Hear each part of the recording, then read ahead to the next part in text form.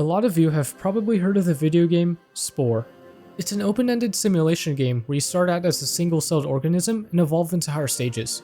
It was popular on its release in 2008, and it looks like it still has a passionate fanbase after all these years. What you probably haven't heard of is one of its spin-offs, Spore Creatures on the Nintendo DS, also released in 2008. Despite it being much less popular, this was my introduction to the Spore series as a kid, and I felt like revisiting it. So in this video, we'll be taking a look at what my playthrough looked like. Spore Creatures is a fun, lighthearted adventure, where we play as an evolving creature that saves the galaxy. Throughout the game, we'll encounter many other unique creatures, befriending them and helping them solve their problems. But we'll also make enemies with others, defeating them in combat and then feasting on their corpses and babies for sustenance. Wait, what?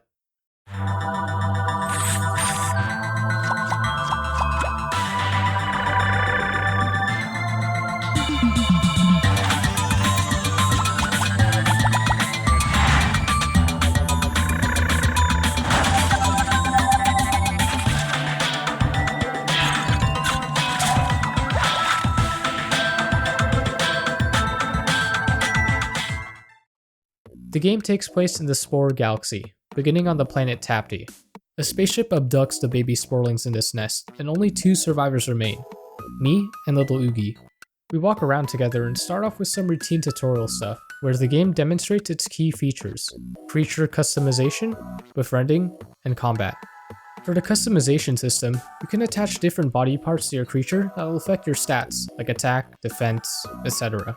Later on, some body parts will give us special abilities to help us in battles called biopower, such as fire breath or healing.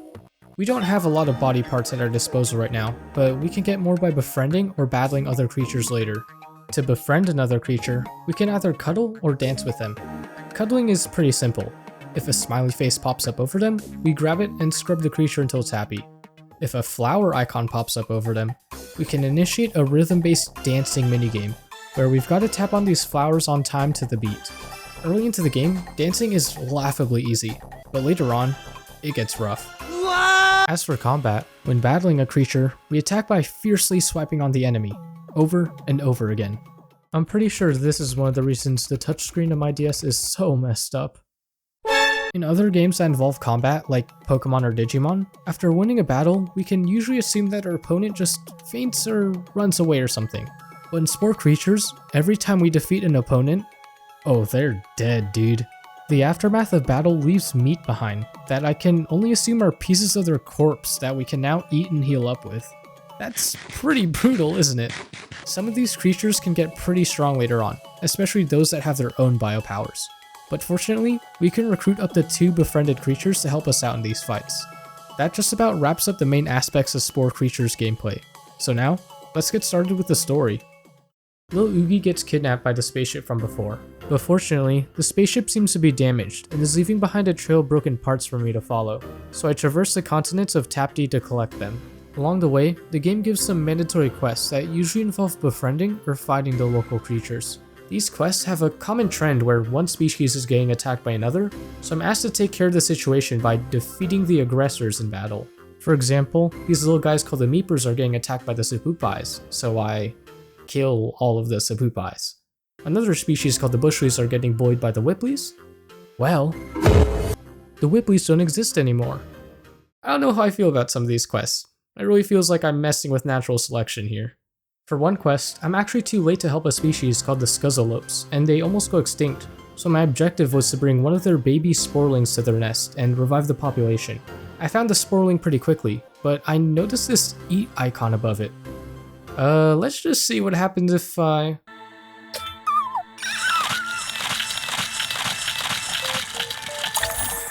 Oh god, I could hear its screams. The spaceship we're chasing eventually crashes and I catch up to it. Here, we find the antagonist of the game, gar'skuther, a powerful and intelligent creature that wants to take over the galaxy. But before we can confront him, he calls in another ship and leaves. Little Oogie crawls out of the debris, but he's got some sort of disease. So now, we've got to continue chasing gar'skuther across the galaxy for a cure.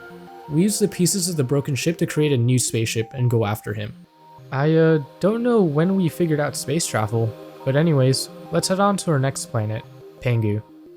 Gar'skuther's experiments are messing with this planet's ecosystem by changing the weather and making it extremely cold.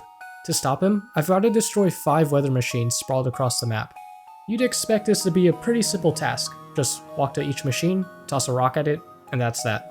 But the terrain feature makes this a bit cumbersome. Walking around in some areas is like walking on Legos.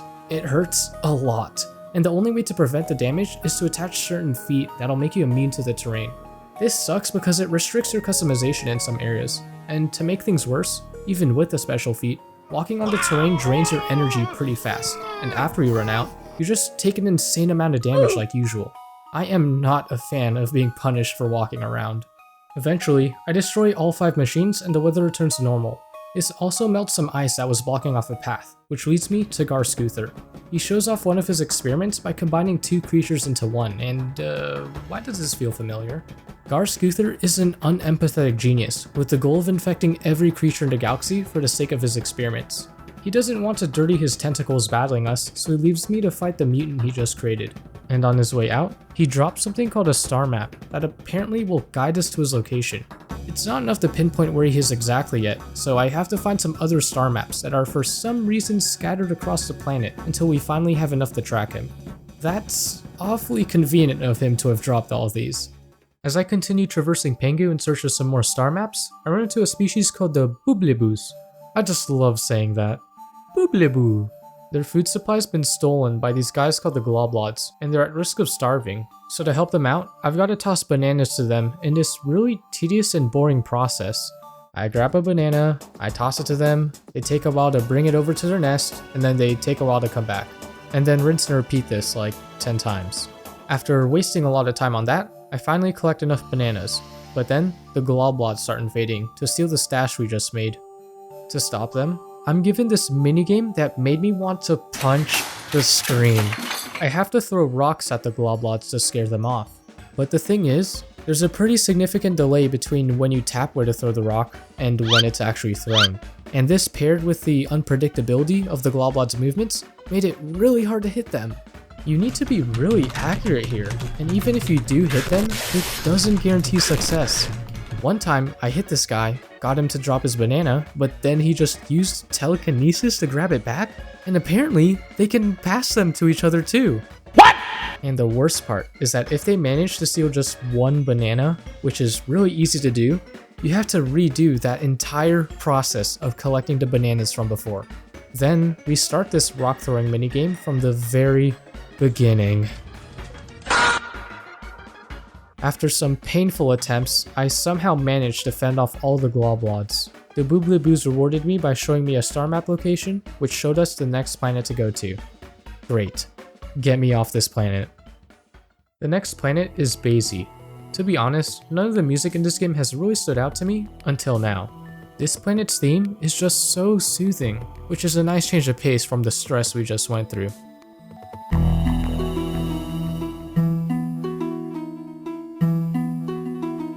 Baysee and its creatures are infected by gar'skuther's experiments. One way to cure them is by befriending all of the creatures, which somehow gets rid of their infection.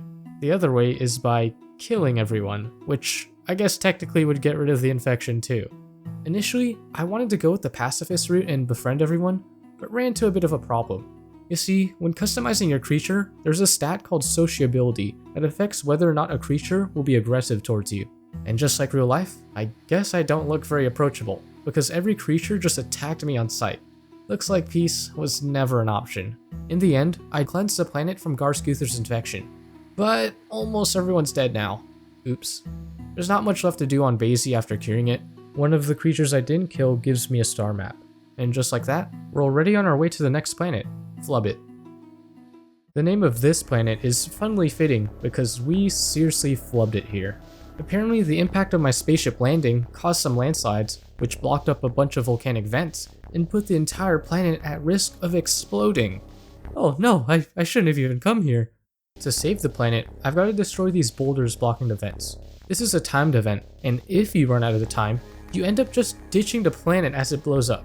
Yeah, that's it. We're just casually responsible for the destruction of a planet and all the creatures living in it. For my playthrough though, I actually did go through with saving the planet by destroying all the boulders in time. And after that, I tried befriending some of the creatures here, but these dancing minigames are starting to get really tough. The rhythm has sped up, and I don't know if this is just a me thing, but I find it really hard to track all the blue dots moving on the screen. Anyways, after that, I'm already off to the next planet. I guess the creatures here never found out I almost caused a world-ending catastrophe, because as I fly off, they all wave goodbye, thanking me. On our final planet, Zencrie, a couple of species called the Bruguses and the Star Specks are fighting over food, and here you can choose which one to help. I ended up helping out the Star Specks because I thought they looked cool. I also tried befriending another species called the Koths, but once again, these dancing minigames. These were so hard that I was tempted to just choose violence, but remember that I could just befriend these guys by cuddling instead. It's a lot lamer and takes more time to dancing, but hey, at least I get to live. Eventually, I'm shown a secret passage that leads to gar'skuther's lair. It's time to finish things off once and for all. He grants us the chance to challenge him via combat, or dancing. Let's try out dancing.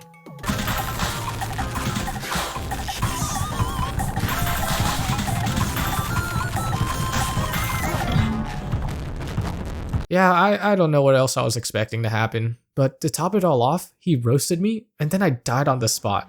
gar'skuther's dancing is just too powerful, so combat it is. It'd be a pain if I had to fight him on low health every time I respawned, so fortunately, the game gave me an endless supply of sporling babies to consume for health. Now that I'm prepared, let's battle the big boss, gar'skuther.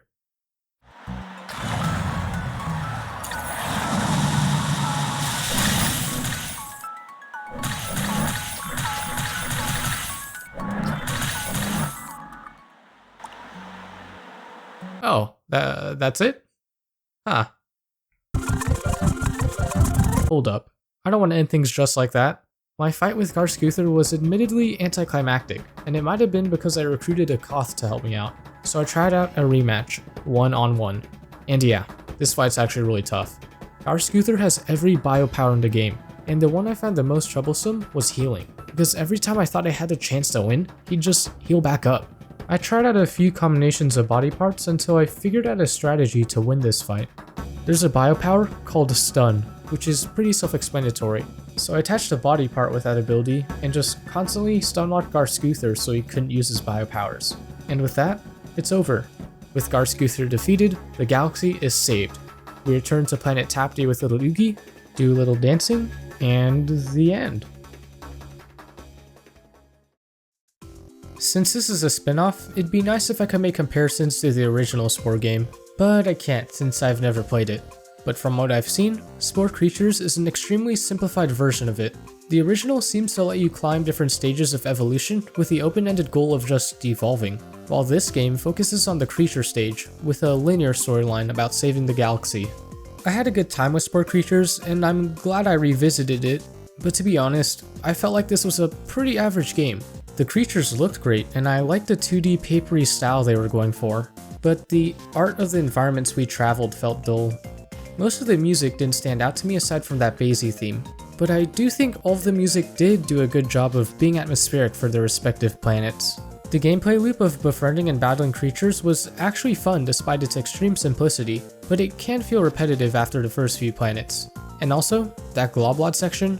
That was awful. I don't know what happened with playtesting there. And the story isn't anything to write home about. If you start thinking about the morality of some of the things the game asks you to do, things can get a bit questionable. But this is a kid's game, so let's not think about that. I do want to point out some of the dialogue in these cutscenes though. The way they were written was very cute. Despite my own lackluster experience with gar'skuther in that final fight, I enjoyed having him as the main villain. He has a distinct and impressive design, and I liked how unexpectedly goofy he was. What other villains do you know would offer you to bust a move to the death? After you beat the game, it's nice to look back at all the creatures in something called the Sporepedia, which is pretty much a Pokédex. You also have the opportunity to collect every single body part of those creatures via the replay feature. With it, you can befriend creatures you might have fought during your first playthrough, or just go full genocide route and see what happens. And in addition to that, there's a hidden feature that I almost forgot about called cheats, which is exactly what it sounds like. I don't know when I got all of these points, but apparently you can use them to buy cheats to make your playthroughs a bit more fun. It's something the devs definitely didn't have to do, but I appreciate this a lot. Ultimately, Spore Creatures is a short but sweet game. I think the highlight for me was the flexible customization system, where you could get really creative with your creature's design. Despite the simplicity of the story and the gameplay, I think that there's undeniably some charm about being this evolving creature traversing these various planets while saving the galaxy. Thanks for watching till the end of the video, and I'll see you next time.